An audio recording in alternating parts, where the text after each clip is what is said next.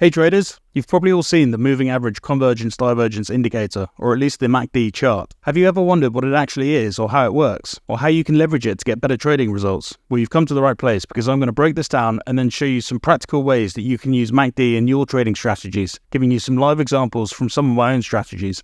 Later in this video, I'm going to tell you how you can enter a $50 free prize giveaway as well, so stay tuned for that. Let's dive in. So what is Moving Average Convergence Divergence? Well, MACD is a trend-following momentum indicator that helps traders identify potential trend reversals, strength, and direction of an asset.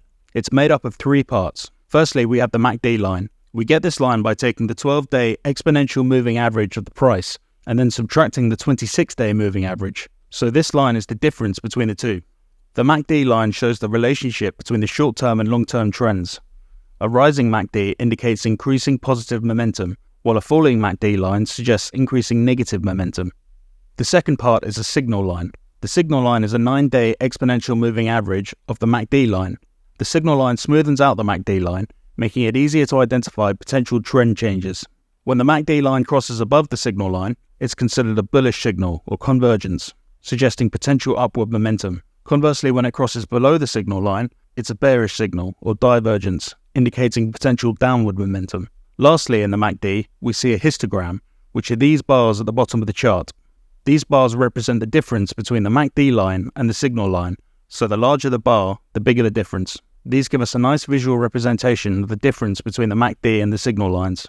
The histogram bars oscillate above and below the zero line. When the histogram's above the zero line, the bars are green and it indicates bullish momentum, because the MACD is above its moving average. When it's below, the bars are red and it suggests bearish momentum. MACD divergence is a powerful concept to identify potential trend reversals. Bullish divergence occurs when the price makes new lows, but the MACD doesn't.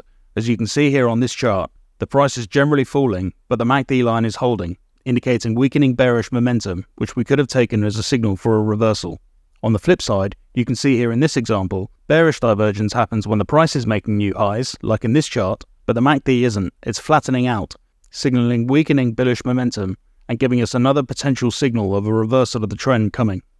So how can we put MACD into practice and build some trading strategies that leverage it? There's two practical methods that I use in my trading strategies that I'm going to share with you.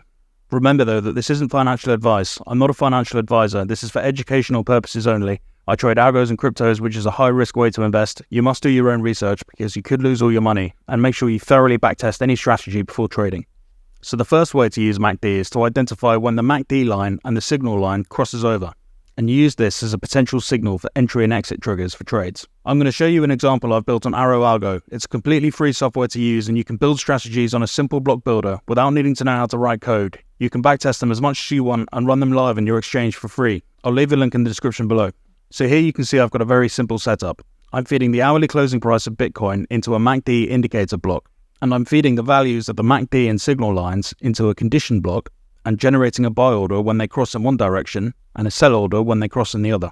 So if you take a look at the backtest results on this simple strategy, it's generated a 736 trades in a 1-year period. So you can see within here that there are some really nice signals in these results and some good gains. So all we need to do with this strategy is add in some extra rules to make sure we're validating we're in the right market conditions. And this would filter out some of the noise and the false signals, and we could develop this into a nice strategy. So here I've done just that. Still with the same setup, I've just added in some additional parameters to validate the trends and make sure that we're only trading in bullish conditions. I've used the whole moving average and the relative strength index. If you need a refresher on these, you can check out my videos on them to see how they work. By adding in these extra steps, as well as a stop loss, you can see that over the same backtest window, we've now managed to get this strategy to 51 trades in the year with an 88% win rate. The second method, we can use the histogram. You can see here in this example, I have a similar setup. However, rather than using the crossover for the signal, I'm checking whether we're seeing a rising histogram by way of having 3 consecutive increases in the histogram value.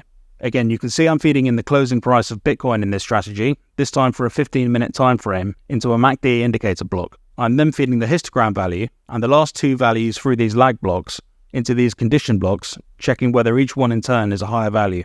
So this would tell me that the histogram is on the rise, which can sometimes give a quicker signal than the crossover. As the histogram will oscillate, we can also use fixed values within the strategy. For example, I could look to trigger a sell order when the histogram value exceeds 80, or buy when it drops below 50, or simply check whether it's above or below 0.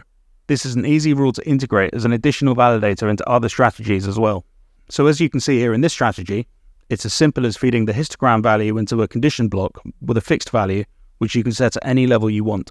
Play around with different settings to find out which one works best for your strategy. And remember to combine it with other indicators to make sure you're trading in the right market conditions. And that's it, that's MACD. If you found this helpful, then hit the like button and drop a comment below to be entered into the $50 prize giveaway. Happy trading and see you next time.